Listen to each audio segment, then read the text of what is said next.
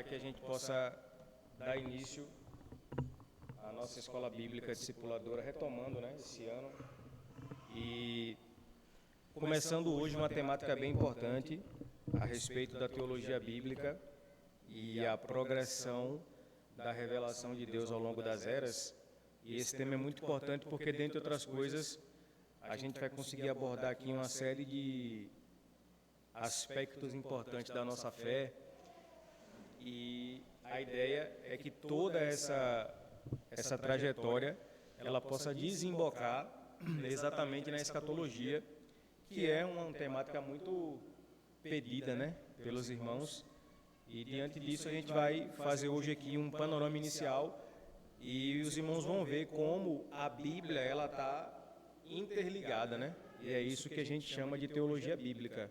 É exatamente esses pontos das doutrinas centrais da fé que se interligam por meio da própria palavra de Deus. Então nada na Bíblia está solto, né? E para a gente falar, por exemplo, de escatologia, né, sobre a volta de Jesus, sobre os eventos que narram os últimos dias, será, portanto, importante a gente iniciar com um panorama geral acerca do progresso da revelação de Deus nas Escrituras. Vamos orar? Para a gente começar, então? Os irmãos podem vir mais para cá, né? Aproveitar aqui os espaços vazios. Nós vamos estar orando, pedindo ao Senhor condução nesse tempo e iniciar a nossa aula hoje. Vamos orar. Senhor nosso Deus, Pai amado, nós queremos te louvar e te engrandecer por tua bondade revelada, não só a nós, mas ao mundo inteiro. Queremos te agradecer pela oportunidade que o Senhor nos concede de estarmos aqui reunidos em teu nome, louvando, glorificando o teu santo nome e aprendendo mais acerca da tua palavra. Queremos te pedir que esse tempo seja um tempo edificante, onde nós vamos aprender um pouco mais a respeito da tua palavra, a respeito de assuntos tão importantes concernentes à fé. E a nossa oração é que esse período de estudos que começa hoje, ele possa prosseguir e nos levar a um caminho de edificação, de conhecimento e de graça. Nos ajude, Senhor, nos auxilie com o teu Santo Espírito e nos conduza em tudo para a tua glória. Assim, nós te louvamos e desde já te agradecemos em nome de Jesus. Amém. Irmãos, eu disponibilizei para vocês aí no grupo da igreja o PDF da aula de hoje, que trata exatamente sobre o nosso esboço a respeito dessa aula de número 1. Nós vamos falar sobre introdução aos conceitos. A gente sabe que esse assunto ele requer uma série de entendimentos acerca de muitos conceitos bíblicos e teológicos, e a minha ideia com vocês hoje aqui é desenvolver de forma introdutória alguns desses aspectos. Eu sei que o conteúdo, por vezes, ele parece ser muito teologicamente denso, mas a ideia é que a gente possa ter exatamente esse cuidado para simplificar os assuntos. E eu queria começar, portanto, falando sobre a ideia da teologia bíblica. E é essa teologia bíblica que nos levará a outros assuntos, como, por exemplo, a escatologia. Então, quando a gente vai estudar teologia, a gente aprende que a teologia ela se divide em algumas matérias. Dentre elas, a teologia histórica, a teologia sistemática e a teologia bíblica. A teologia bíblica, ela é, sem sombra de dúvidas, uma matéria que apresenta um cenário geral a respeito do todo da Bíblia. Por exemplo, aí no PDF, logo na primeira definição do que é teologia bíblica, eu citei aí um teólogo chamado B.S. Rosner, que ele fala o seguinte sobre teologia bíblica. A teologia bíblica é uma parte importante de todo o processo de compreender o significado do texto bíblico em sua totalidade e aplicar esse significado ao cenário contemporâneo. A teologia bíblica está preocupada principalmente com a mensagem teológica integral da Bíblia toda. Ainda que a Bíblia esteja estritamente falando, ou seja, estritamente falando, uma coleção de livros escritos durante centenas de anos, com grande variedade de conteúdo, ela conta uma história unificada, que é a narrativa de criação, queda, juízo e redenção, que culmina com o Evangelho de Jesus Cristo. Diante, irmãos, dessa definição, nós chegamos a uma constatação. A constatação é a seguinte: isso indica para nós alguma coisa. E o que é que isso indica? Indica o seguinte, olha, por mais variada que seja a Bíblia e por mais livros que ela possua, quem é que lembra aqui quantos livros tem a Bíblia? 63, né? 66, verdade, perdão. 27 do Novo com 39 do Velho. Portanto, a gente sabe que a Bíblia ela é um livro que possui outros livros, né? A própria palavra Bíblia, do grego Biblios, é exatamente essa ideia de coleção de livros. E a gente sabe também que a Bíblia ela possui vários estilos literários, né? Tem livros diferentes. Por exemplo, nós encontramos na Bíblia vários gêneros literários.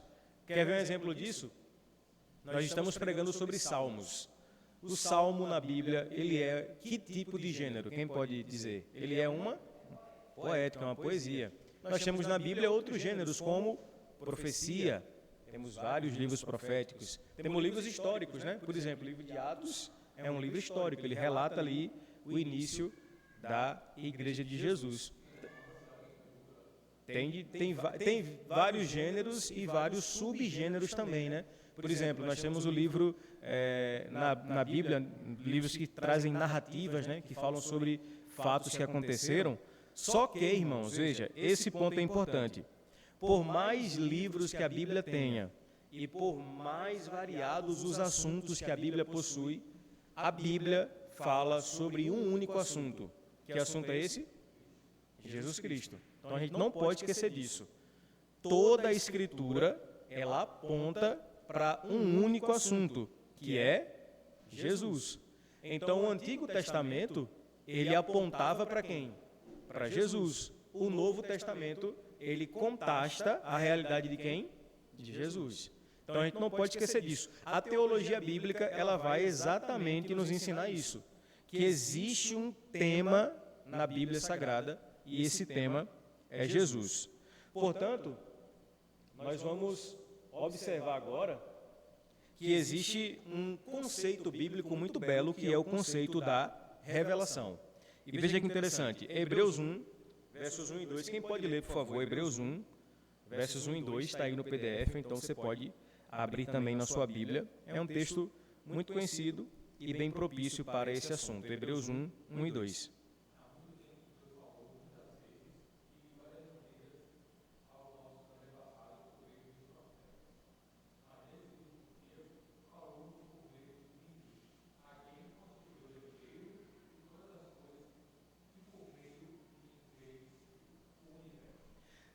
Quando nós falamos sobre o conceito de revelação de Deus na teologia bíblica, nós vamos perceber que existem várias maneiras como Deus se revelou ao homem na Escritura. Por exemplo, nós conhecemos o conceito de revelação geral. O que é a revelação geral? É a revelação de Deus na natureza. Quem nunca aqui parou diante do mar ou de uma paisagem muito bela e chegou à conclusão que aquilo ali existe por causa de um Criador? A gente fica, né, com aquela sensação assim, não, isso aqui, de fato, só pode ter sido criado por um Deus criador de todas as coisas. Isso é revelação geral. Deus se revela na natureza. O outro tipo de revelação que a Bíblia fala é a revelação especial, que é a revelação na pessoa de Jesus. Essa revelação especial se dá quando nós temos acesso ao conhecimento de quem é Jesus Cristo. Esse texto aqui, ele vai dizer uma coisa bem interessante. Vai dizer que Deus, há muito tempo, falou muitas vezes e de várias maneiras aos nossos antepassados, ou seja, aos irmãos do Antigo Testamento. E ele fez isso como? Por meio dos profetas. Então, observe, o texto indica, traz para nós a ideia que existe aí, ou existiram várias formas de Deus se revelar ao ser humano. Isso é um fato, irmãos. Isso é um fato. A Bíblia mostra que Deus o tempo todo estava se revelando aos seres humanos. Se revelando para quê, pastor? Para estabelecer com o ser humano um relacionamento. E é interessante que o texto fala como aqui Deus se revelou, através dos profetas. E quando a gente lê os profetas, a gente observa que foram, de fato, né, de várias maneiras que Deus se comunicou e se revelou para com o ser humano. Por exemplo, Deus falou através dos profetas, através de profecias. Deus levantava o profeta e dizia, assim diz o Senhor, e trazia a revelação de Deus. Em outros aspectos, Deus falou pelos profetas em forma de quê? De uma visão ou em forma de algum ato profético, não esse de hoje, mas atos proféticos indicando algum tipo de conhecimento e da revelação de Deus. Então o texto indica que Deus falou, Deus se revelou ao homem de várias maneiras. Mas o verso 2 afirma, nestes últimos dias falou-nos por meio do Filho, a quem constituiu o herdeiro de todas as coisas, por meio de quem fez o universo. Então é interessante, no Antigo Testamento, Deus falou através de sonhos, visões, profecias, eventos históricos, usou uma variedade de métodos para comunicar a sua revelação, porém, o ápice da revelação de Deus foi exatamente o seu Filho Jesus, quando veio ao mundo. Portanto, quando Jesus ele vem até nós, ele encarna, ali está o ápice da revelação de Deus. Isso indica para nós, meus amados irmãos, o que é revelação. E eu estava conversando, não sei se ontem, junto com o irmão Robson e alguns irmãos que a gente visitou, que o nosso conceito de revelação ele é muito equivocado, né? O que é revelação para as pessoas hoje? Tipo assim, Deus me deu uma revelação. O que é uma revelação? É tipo assim... Exatamente, é dizer assim, Deus me falou o que vai acontecer. Deus me falou algo da vida de Fagner.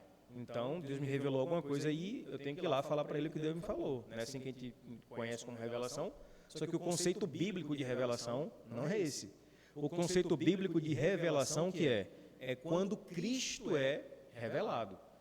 Por isso a gente entende que Cristo é o ápice dessa revelação e, portanto, a revelação de Cristo ela é completa, porque ela está na Bíblia Sagrada. Então, a primeira informação que a gente precisa guardar é essa. Deus sempre se revelou aos homens usando vários métodos, várias formas, mas o ápice dessa revelação é Jesus. E aí, ainda falando sobre revelação, é importante destacar que a revelação bíblica ela é dividida em três aspectos. Ela é histórica, orgânica e a principal delas, ela é progressiva.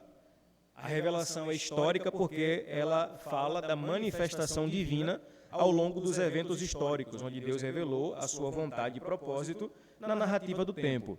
Ela é orgânica, essa revelação é orgânica, porque fala também do desenvolvimento natural e contínuo da revelação ao longo do tempo, como um organismo vivo que cresce e se desenvolve. E, por fim, a revelação ela é progressiva. O que é que se indica? É que a revelação de Deus ela vai progredindo na história.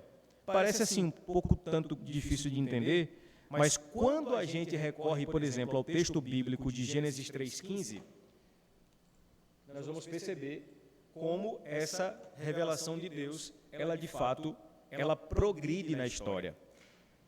Quem lembra o que está escrito lá em Gênesis 3,15, que fala sobre o proto-evangelho? O homem peca, Deus desce, e naquele ambiente ali de pecado, Deus vai trazer as sentenças, né? E qual é a sentença? Deus vai dizer para o homem que ele vai comer do suor do seu rosto, a mulher vai ter dores de parto, e a sentença para a serpente é que da semente da mulher nasceria um que esmagaria a sua cabeça. Nós temos ali o proto-evangelho, né? O evangelho pequeno, o evangelho ali em Gênesis, a semente do evangelho. E aí, veja, então, do grego, a raiz da palavra protótipo, né? Do pequeno. E nós temos aqui, portanto, a primeira profecia messiânica, né? A primeira profecia do Cristo que viria e derrotaria a serpente, a saber, Satanás. Aí veja, Deus falou lá em Gênesis 3,15, vai nascer semente da mulher, que vai derrotar a serpente. E se você ler a Bíblia de forma aleatória, sem esse entendimento da revelação progressiva, você vai achar que tudo que acontece depois dali é aleatório. Só que não. Tudo que acontece depois dali, na verdade, aponta para essa realidade da promessa de Gênesis 3,15. Dá para se dizer que tudo que acontece posteriormente a isso é desdobramento disso, de Gênesis 3,15. Porque, veja, nós temos ali a promessa inicial, da serpente, da semente da mulher, nascerá aquele que vai esmagar a serpente. Aí você vai para 2 Samuel 7, 12 e 13. Deus faz uma promessa a Davi. Que promessa é essa? Que de Davi nasceria um descendente que seria um rei eterno. Então veja, Gênesis 3,15 promete o quê? Uma semente. 2 Samuel 7, 12 e 13, a semente agora é um rei. Aí você vai para Miqueias 5,2. Miqueias 5,2, o profeta vai trazer uma profecia dizendo que o Messias, ou seja, agora não é mais a semente, nem mais o rei, ele é o Messias, o Salvador. Nasceria onde? Em Belém, cidade de Davi. Quando você avança agora já no Novo Testamento, Mateus, capítulo 1, do 18 ao 25, mostra o nascimento de Jesus, que é o cumprimento da profecia de Miqueias. Onde é que Jesus nasce? Não Belém do Pará, em Belém, lá na Judéia, né? E aí é que a gente vai perceber que a coisa ela vai progredindo a tal ponto que Colossenses 2,15 mostra que Jesus é visto como aquele que triunfou sobre os poderes malignos. E o ápice disso é exatamente Apocalipse 12, versículo 17, que mostra a vitória final, que é a mulher, representando a comunidade fiel, dando luz a um filho que reina com cetro de ferro, e a serpente, olha só, a serpente, ela é derrotada. Aí você tem aqui os elementos, né? Cristo, que é a semente, você tem a mulher e você tem a serpente sendo derrotada, indicando, portanto, uma promessa que foi feita lá em Gênesis 3, versículo 15, e que tem o seu cumprimento total aonde? Em Apocalipse. Então veja como toda a Bíblia ela está organizada de forma uniforme. Não é nada aleatório assim. A Bíblia não se lê daquela forma, né? Deixa eu ver o que Deus tem para falar comigo hoje aí. A gente abre a Bíblia lá e... Não é isso. Existe todo um progresso dos acontecimentos bíblicos que narram apenas um único tema, que é Jesus e a sua vitória sobre o mal. Então veja, nós temos aqui algumas informações importantes. Deus sempre se revelou ao homem. Segundo, a Bíblia diz que Deus, através da sua revelação, ele vai progredindo à medida em que a Bíblia e a história vai sendo contada. E aí, irmãos, tem algo bem interessante. Se a revelação de Deus é progressiva, ela vai progredindo, isso indica que as coisas vão ficando cada vez mais claras à medida em que nós vamos progredindo com o tempo. Como assim, pastor? É natural que a gente, quando logo se converte, né, é novo convertido, a gente tenha muita dificuldade para entender alguns conceitos bíblicos, entender alguma coisa que de repente o pastor está falando, ou que a gente lê a Bíblia e não entende, mas a revelação de Deus é progressiva e o nosso entendimento também vai progredindo à medida em que a gente vai conhecendo mais a Deus. Então é interessante que os irmãos do passado, eles não têm hoje a revelação como nós temos, porque nós já temos a revelação completa que é Cristo. Nós já temos a Bíblia toda pronta e preparada. Imagine Jó. Jó foi o primeiro livro da Bíblia a ser escrito. E Jó não tinha Bíblia para ler, Jó não tinha igreja para frequentar, Jó não tinha comunidade para se reunir, Jó só tinha a ideia de que Deus existia e que ele amava a Deus. E Jó foi fiel. Nós não. Nós temos igreja, nós temos Bíblia, nós temos livros, comentários. Por quê? Porque a revelação de Deus ela vai progredindo. Essa é um aspecto importante a ser abordado. E aí, irmãos, a pergunta a ser feita é: e por que isso é importante saber, pastor? Que Deus se revelou e o ápice foi Cristo, e que essa revelação ela progride nas Escrituras. Por que é importante saber disso? E a resposta é a seguinte: o entendimento do conceito de revelação na teologia ele é crucial, pois molda a maneira como os crentes percebem e respondem à comunicação divina ao longo da história. A revelação de Deus é o meio pelo qual ele se revela aos seres humanos, proporcionando entendimento sobre a sua natureza, propósitos e a relação que ele deseja ter com a sua criação. Este conhecimento tem amplos desdobramentos em várias áreas teológicas, influenciando a teologia da aliança, escatologia, progressão da revelação e outros aspectos que são fundamentais à nossa fé. Então veja, há uma promessa sobre esse curso, né?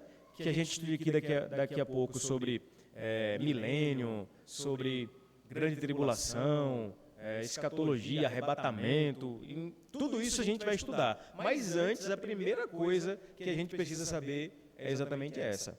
Deus se revelou, o ápice é Jesus, e essa revelação, ela é progressiva. E por que você está falando isso tudo, pastor? Porque a gente vai entrar aqui agora em dois aspectos importantes do estudo dessa forma como Deus ele se comunica. Eu mandei, Robson, no grupo da igreja o PDF, viu? E o fato é o seguinte: como é que nós então interpretamos essa revelação? E aí, eu vou complicar um pouquinho agora com termos, mas logo a gente descomplica. Teologicamente, existem duas principais correntes que tentam analisar a forma como Deus estabeleceu o progresso da revelação ao longo dos anos, que são o aliancismo e o dispensacionalismo. Talvez você nunca ouviu essas expressões, mas elas estão muito presentes na teologia das nossas igrejas. Muito do que a gente canta, do que a gente prega, do que a gente crê, né? Por exemplo, se você crê que a qualquer momento aí você está sentado aí, você pode ser arrebatado, é porque você, de certo modo, foi influenciado por uma dessas duas teologias aqui. Se você está aqui e acredita que você não perde a salvação, é porque você foi influenciado por uma dessas teologias. Então veja como essas duas correntes teológicas elas acabam moldando a fé de muitas pessoas, porque de fato elas tentam, né, trazer um panorama mais geral a respeito desse assunto tão importante. E eu queria falar rapidinho sobre o dispensacionalismo. Pastor, quem são? O que fazem? O que comem? Como vivem? Sexta-feira, no Globo Repórter. Quem são os dispensacionalistas? São os que dispensam as pessoas? Poderia ser, né? Mas, até porque a ideia vem exatamente da ideia do dispensar. Mas vamos lá, eu coloquei o seguinte: o dispensacionalismo é um sistema interpretativo da Bíblia que divide a sua história em dispensações, também denominadas épocas, eras ou períodos, que representam distintas interações entre Deus e a humanidade a partir de pactos que foram celebrados.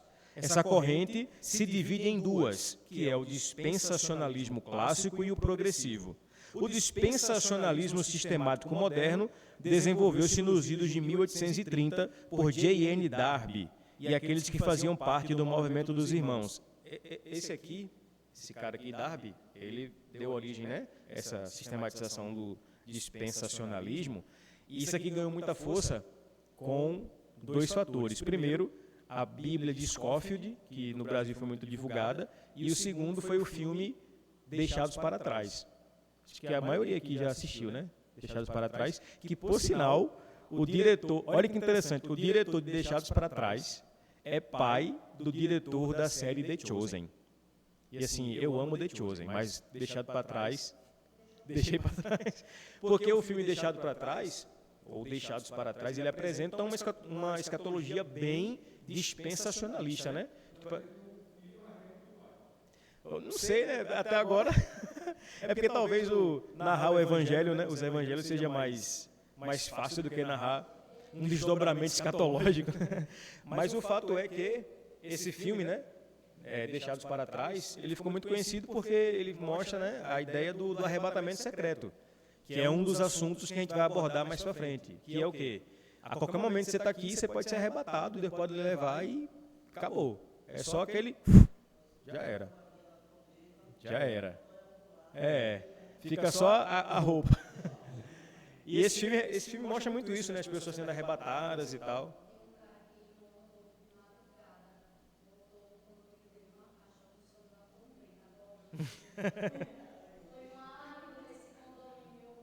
Sério? No ano novo, né? No ano novo.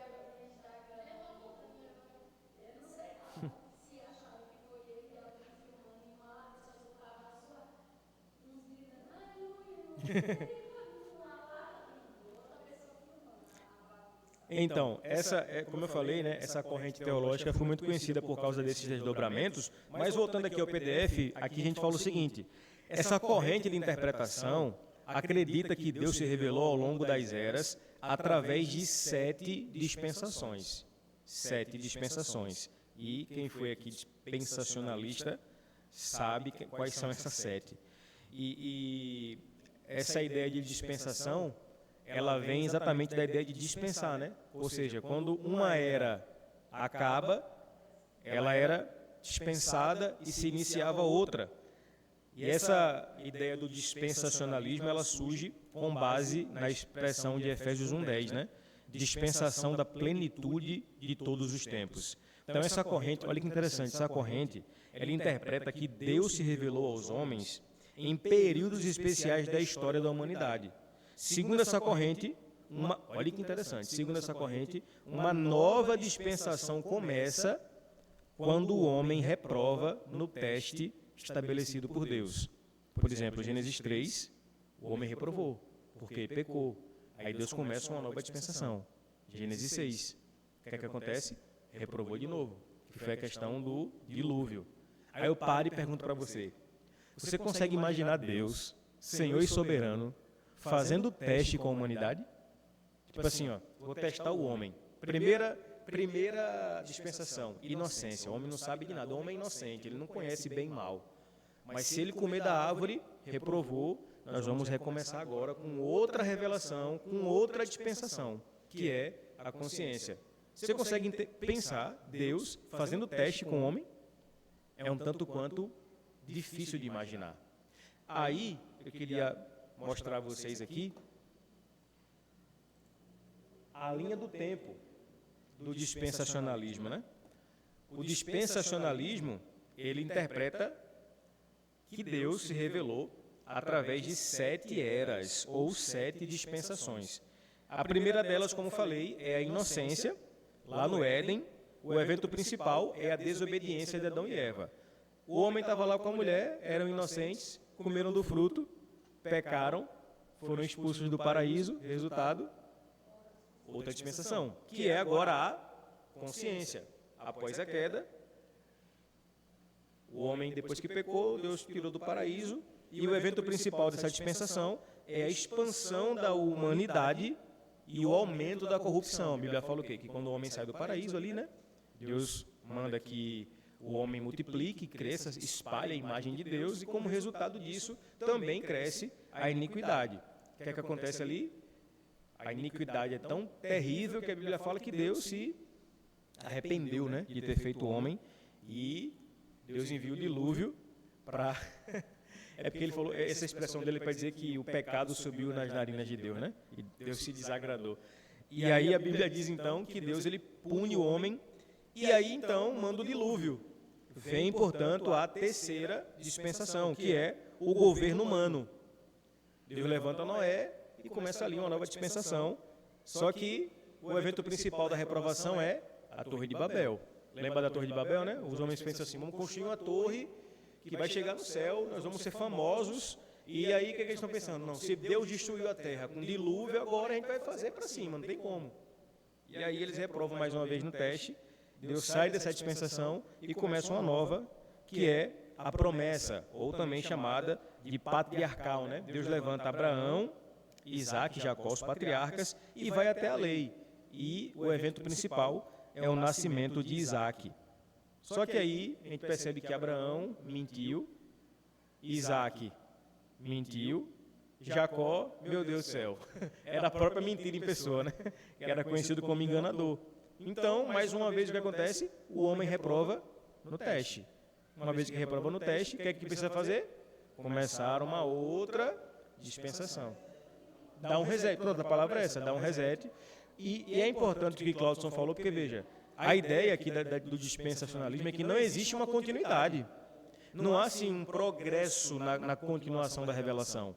Acabou uma, começa outra. Então, é como se houvesse ali realmente um reset. Aí vem a quinta dispensação, que é a lei, que vai de Moisés até Cristo, né? Que vem ali no evento principal, que é a dádiva, né? A instituição da lei de Moisés. A sexta dispensação, porque o que acontece? Os israelitas pecam, murmuram no deserto, o povo se rebela várias vezes. Eles vão chamar agora a sexta dispensação de graça, que o evento principal é exatamente o Pentecostes e o estabelecimento da igreja. Segundo os dispensacionalistas, nós estamos vivendo agora na chamada dispensação da graça, né? Que vai do Pentecostes até o arrebatamento. E, por fim, a sétima dispensação será a dispensação do reino, né? Quando Jesus virá e ele vai estabelecer o seu reino. Então, veja como a coisa ela é, assim, acaba uma, começa a outra.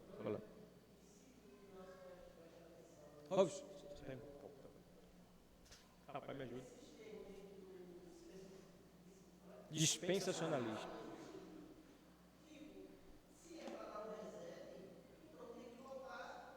Do Gênesis.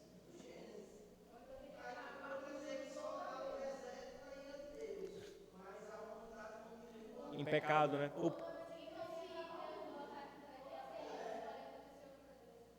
Então, essa é uma boa pergunta. Na ideia deles, você falou se Jesus não voltar daqui a 100 anos, pode acontecer outra dispensação. Não, na ideia deles é que essa dispensação presente, a da graça, ela vai até o arrebatamento, né?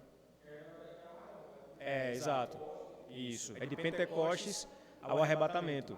E aí eles entendem que só vai acabar esse processo de dispensação quando Jesus voltar e estabelecer o reino dele, que é outro ponto importante. O dispensacionalista, ele acredita que no presente momento Jesus não reina. Jesus não reina. Ele vai reinar no milênio durante aqueles 1000 anos literais. Mas esse é um assunto para outra hora. Por isso que a gente está trazendo todo um contexto, né, anterior, porque de fato é muito importante a gente saber disso. E por que eu coloquei esse ponto? Porque, veja, essa visão de dispensacionalismo, ela é muito comum nas igrejas no Brasil, né?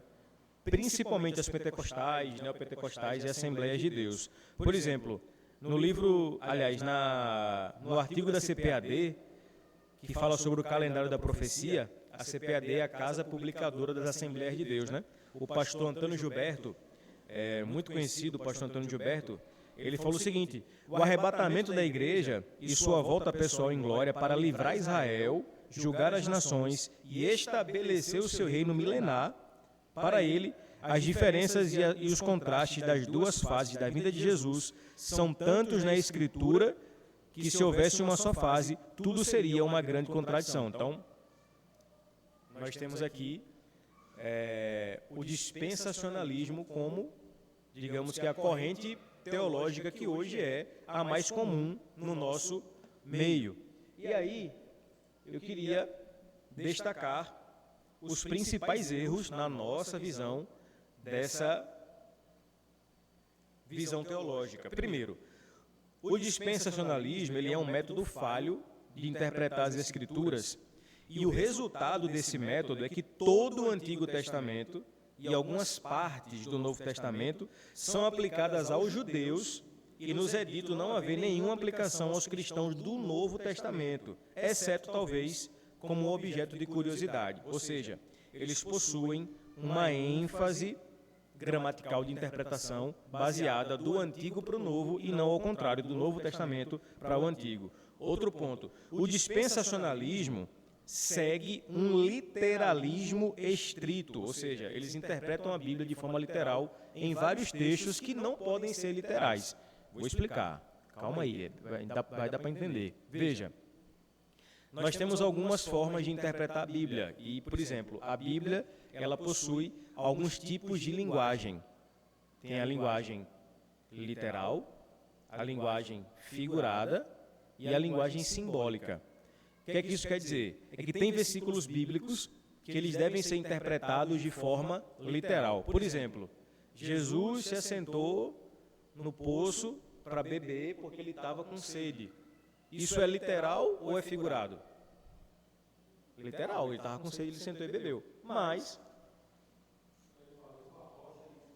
exatamente, eu ia falar agora, o Salmo diz, o Senhor, não, eu ia falar sobre a rocha. O Salmo fala, o Senhor é a minha rocha. É literal ou ele é simbólico? Por quê? Porque Jesus não é uma pedra, né? Está dando ali o quê? Uma simbologia de quê? De estabilidade, né? Ele é minha rocha porque ele é algo estável e que não se abala. Então existem textos bíblicos que eles são literais e outros que são simbólicos. Por exemplo, se você ler Apocalipse, que muita gente tem medo, né? Estava falando ontem lá com os irmãos, muita gente tem medo do Apocalipse. Se você ler o livro do Apocalipse de forma literal, você acaba cometendo um erro muito grande, porque tem muitas coisas ali em Apocalipse que não são literais. Por exemplo, a Bíblia fala em Apocalipse sobre os 7 Espíritos de Deus. Aí eu pergunto, Deus tem 7 Espíritos? Não. Ele tem quantos Espíritos? Um só, que é o Espírito Santo. Mas ali é uma forma alegórica do texto mostrar uma situação específica. Os irmãos dispensacionalistas, eles interpretam muitos textos bíblicos de forma literal. Por exemplo, o texto fala que Jesus vai reinar por 1000 anos. Eles acreditam isso de forma literal, porque o Apocalipse fala sobre isso, né? Só que na nossa interpretação, esse texto não é literal. Não é que Jesus virá e vai reinar durante 1000 anos na Terra. Jesus já reina e nós já estamos no milênio, porque o Apocalipse é um livro simbólico e não literal. Em outras aulas a gente vai abordar um pouco mais essa questão. Mas, por exemplo, Apocalipse 2,17 fala sobre as pedrinhas brancas, né, que os crentes receberão. E os irmãos dispensacionalistas acreditam mesmo que cada alma que você ganha aqui na Terra é uma pedrinha que você adiciona à sua coroa, sendo que essa é uma situação alegórica e não literal. Aí é que é perigo. Outra coisa é a posição do dispensacionalismo, a espiritualização que leva à sua negação do reino celestial e espiritual de Cristo. Como eu falei, irmãos, os irmãos dispensacionalistas, eu falo irmãos porque de fato são nossos irmãos, né? Apesar de eu acreditar que eles possuem uma interpretação equivocada das Escrituras, mas eles são irmãos, mas eles acreditam que Jesus virá para reinar. Eles pensam assim, Jesus inaugurou o reino, mas o reino será estabelecido no milênio, né, quando Jesus vier e derrotar o anticristo e por aí vai. Isso é muito perigoso, porque a pergunta é, se Jesus vai reinar ainda, quem é que reina agora então, se não Jesus? E a gente acredita piamente que sim, Jesus reina, porque Atos 2 fala lá que quando Jesus ressuscitou, ali é o início do seu reinado. Então, quando Jesus ressuscita, Jesus inaugura o que a gente chama de os últimos dias. Então, quando a gente fala de últimos dias, não serão só eventos que acontecerão, mas eventos que já acontecem a partir da ressurreição de Jesus, inclusive também o seu reinado. Quer ver outra interpretação do dispensacionalismo que causa muita confusão nos nossos dias? É exatamente a ideia da separação de Israel e a igreja feita pelo dispensacionalismo. Um dos fundamentos deles é que Israel é Israel, a igreja é a igreja. E nunca os dois podem ser uma coisa só.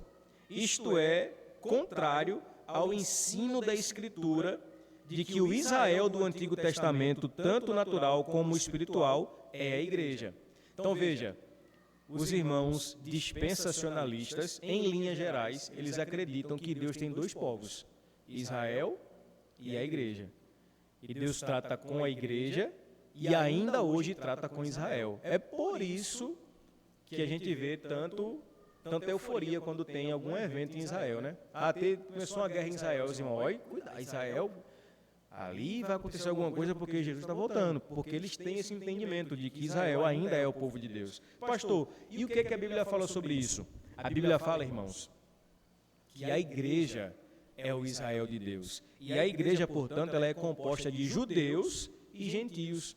Então, não dá para dizer que Deus tem dois povos, né?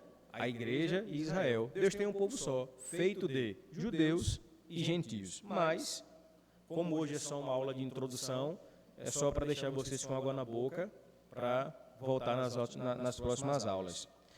Agora, olha esse ensino aqui do dispensacionalismo, que ele é também complicado.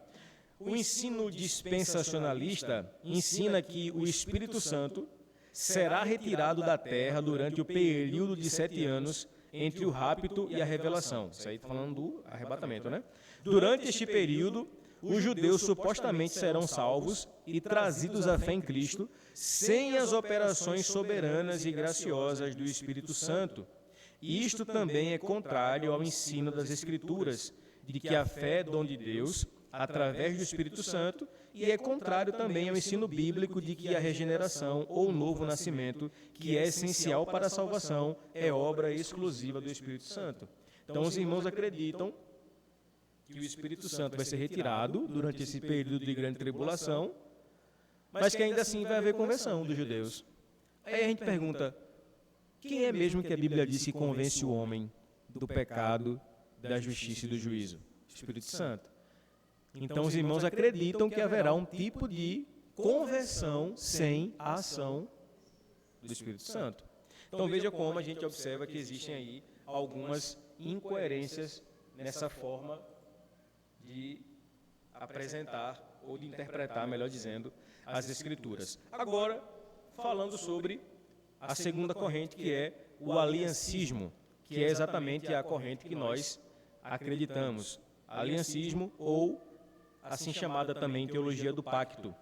Também conhecida como teologia do pacto, o aliancismo traz a sua abordagem teológica, enfatiza a ideia de alianças entre Deus e a humanidade. Então veja, se os dispensacionalistas eles acreditam que Deus foi tentando a cada dispensação, os aliancistas acreditam que Deus fez alianças. Aí a primeira realidade disso aqui, uma aliança, ela tem início e fim? Não tem. Você pode pegar uma aliança e você vai ver que uma das características da aliança é exatamente essa. Uma esférica, né? Ela não tem nem início nem fim. Então veja, aqui a gente percebe que, ao contrário dos dispensacionalistas, a ideia do aliancismo é mostrar que Deus não faz testes. Deus é um Deus de pactos, é um Deus de aliança. Os aliancistas argumentam que as Escrituras podem ser compreendidas melhor quando vistas como um desenvolvimento progressivo das promessas de Deus por meio de alianças. Diante disso, existem várias alianças principais nas Escrituras, incluindo a aliança adâmica, noaica, abraâmica, mosaica, a davídica, né? Foi com Davi, e a nova aliança em Cristo.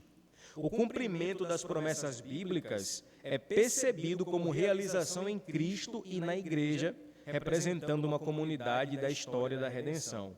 Agora, olha que ponto importante. Uma característica essencial do aliancismo é a crença de que as promessas feitas por Deus a Israel no Antigo Testamento foram transferidas para a igreja no Novo Testamento, levando à ideia de que a igreja é a continuação espiritual de Israel.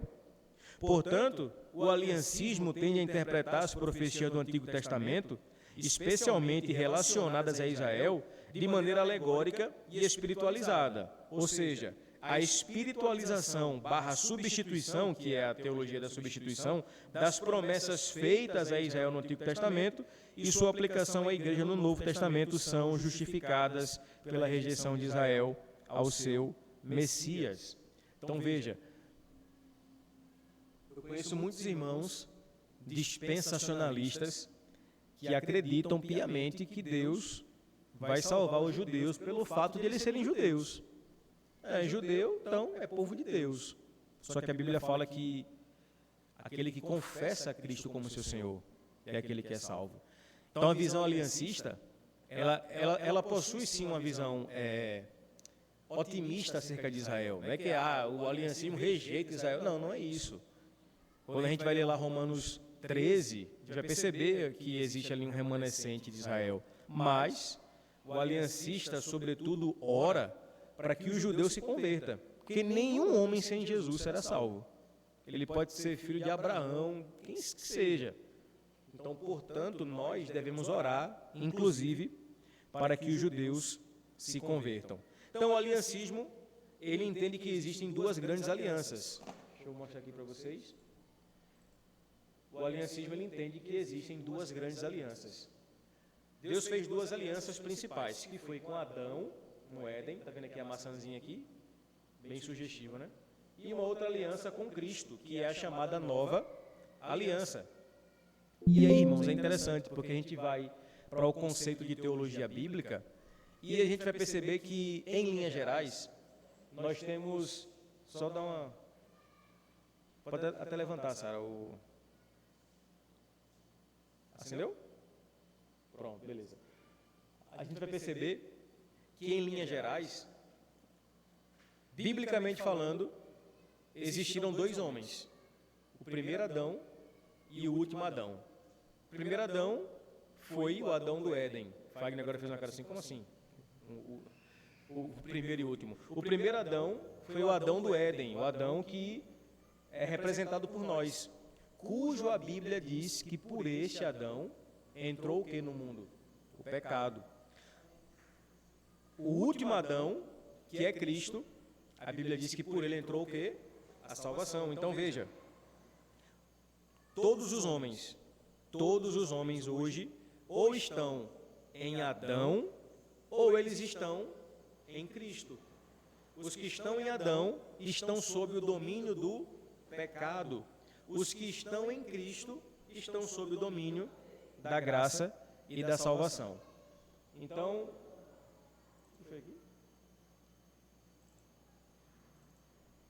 só lembrando, nós temos duas grandes alianças, a aliança de Adão e a aliança de Cristo. Qual foi dessas alianças que deu errado? A de Adão, né? Adão pecou e o pecado entrou no mundo, e a aliança de Cristo é uma nova aliança que redimiu o nosso pecado. Só que o aliancismo ainda acredita que dentro dessas duas grandes alianças existem outras, digamos assim, alianças menores, que é, primeiro, vamos lá, a aliança adâmica, que fala de pacto de obras. Por que pacto de obras? Que a promessa de Deus após a queda de Adão e Eva, incluindo a promessa do descendente que esmagaria a cabeça da serpente, que a gente leu agora, né? Por que é chamada de pacto de obras? Porque requeria de Adão o quê? Obediência. Então ela é chamada de pacto de obras. Nós temos a aliança noética, que foi a aliança com quem? Com Noé. E essa aliança com Noé é chamada de pacto de graça. Por quê? Quem lembra? A Bíblia diz que Noé achou graça aos olhos de Deus. Então veja, irmãos, para quem acha que a graça só se manifestou no Novo Testamento, né? Não, a graça já se manifestava também no Antigo Testamento. E veja, a gente saiu da aliança com Adão, já está na aliança com Noé. Então não foi algo que acabou e reiniciou. É uma aliança que está sendo progressivamente conduzida. Depois, nós temos a aliança com Abraão, que é a aliança abrâmica, que mais uma vez é um pacto de graça, porque Deus aparece a Abraão e fala para ele: Abraão, eu vou lhe exaltar, vou tirar você da sua nação, aquela coisa toda. Posterior a isso, temos a aliança mosaica, que é a aliança do Sinai, que é exatamente um pacto de obra. O que é um pacto de obra? Porque Deus dá a lei a Moisés, e o que Deus vai falar? Se vocês obedecerem, serão abençoados.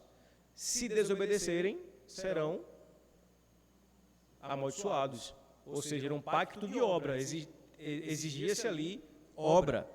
Depois vem a aliança davídica, que é a aliança com Davi, mais uma vez é um pacto de graça, onde Deus faz uma aliança com o rei Davi, prometendo que um descendente seu estaria no trono para sempre, e esse descendente é o Senhor Jesus, que reina sobre todas as coisas e reina para sempre. E por fim, nós temos a nova aliança com Cristo, que é um pacto de graça, né? E é interessante que, se você ler Jeremias 31, essa nova aliança ela foi profetizada. A nova aliança foi realizada em Jesus Cristo, trazendo a nós vida nova e salvação. E aí, já para a gente caminhar para o final, nós, diante desse panorama, fazemos a seguinte pergunta: na prática, o que é que isso muda, assim, a minha vida, saber isso tudo? Como o aliancismo e o dispensacionalismo podem causar impacto na interpretação das eras e do progresso da revelação de Deus? E a pergunta é: como é que isso, portanto, afeta a nossa vida? E aí, nós temos boas razões para interpretar. Primeiro, ênfase na unidade da história da redenção. E aqui eu faço algumas comparações. A primeira delas é a seguinte: o aliancismo, que a nossa corrente de interpretação, enfatiza a unidade da história da redenção. Ele vê as alianças como partes integrantes do plano divino que se desenvolve ao longo do tempo. Então não é essa ideia de começa uma dispensação, termina, aí começa outra. Não, o aliancismo acredita que Deus foi se revelando ao homem progressivamente através de alianças. Já o dispensacionalismo pode ser acusado de fragmentar a história em diferentes dispensações, destacando aí diferenças em vez de continuidade. Foi o que Claudson falou, né? É a ideia de resetar. Começou, pecou, acabou. Reseta, inicia tudo de novo. Porque o quê? Quem estamos ainda, segundo eles, na dispensação da graça, né? Que vai até o arrebatamento. Outra coisa, a interpretação do aliancismo, ela é mais simples e ela é linear. Eu acho muito, assim, complexo, né? Essa coisa de 7 dispensações. O aliancismo fala, não, são duas.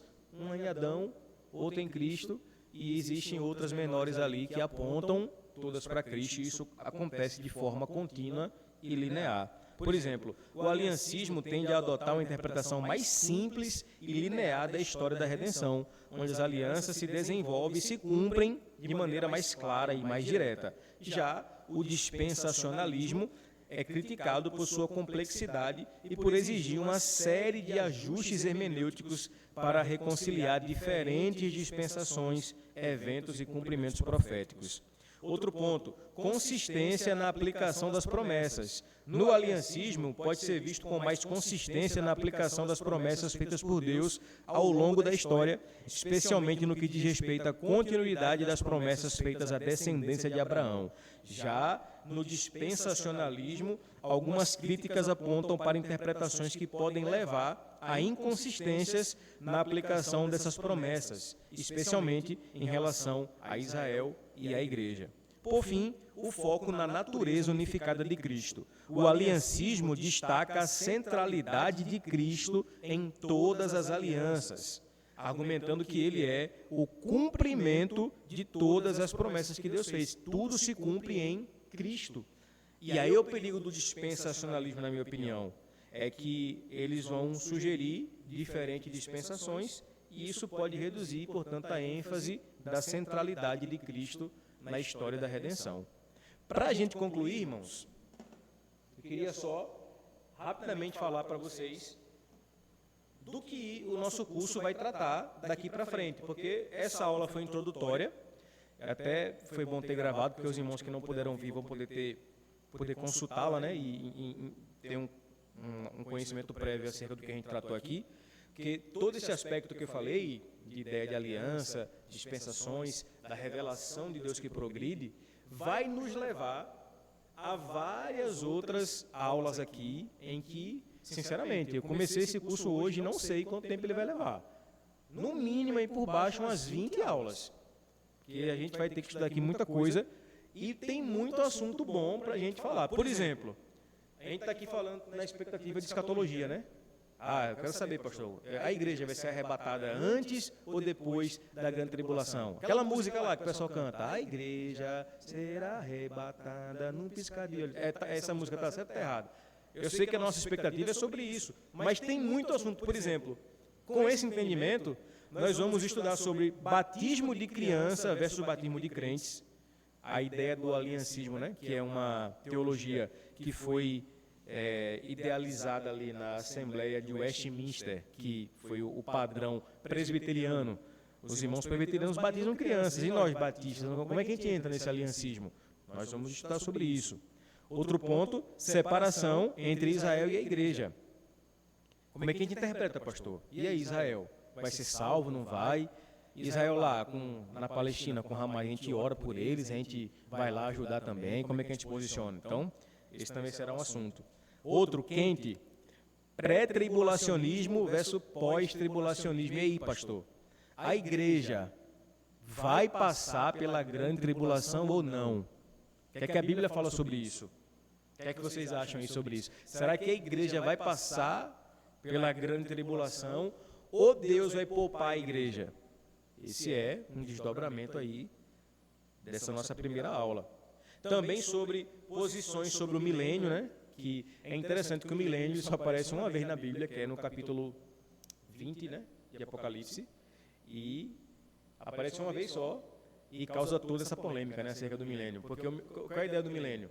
Jesus vai reinar durante 1000 anos. A pergunta é, esses 1000 anos serão literais ou simbólicos? Não, não é isso não. Eles conheciam bem os números. O ponto é, Apocalipse, a linguagem apocalíptica, ela é simbólica ou literal? E a partir disso, nós vamos perceber que existem várias implicações. Se Jesus já reina, tem várias implicações. Se ele vai reinar ainda, também tem várias implicações. Outro ponto importante, teologia da aliança versus dispensacionalismo. Como entender a continuidade e a descontinuidade entre Antigo e Novo Testamento. As leis cerimoniais, as leis que regem a conduta ética do povo. Então tem muita coisa que nós vamos estudar. E o nosso recado é esse, não perca as próximas aulas, porque certamente nós vamos adentrar já na próxima aula em alguns aspectos do aliancismo. Eu até faço essa recomendação, que os irmãos tragam um caderno, uma caneta, porque eu sei que hoje essa aula ela é um pouco mais introdutória e com isso ela demanda um pouco mais da nossa atenção, mas quero convidar você para as próximas aulas, porque certamente vai ser um pouco mais, digamos assim, fácil o entendimento, e nós vamos entrar aqui em aspectos bem importantes. Amém, meus irmãos? Alguém quer comentar alguma coisa, fazer alguma pergunta, fazer algum comentário? Thaís foi uma das mais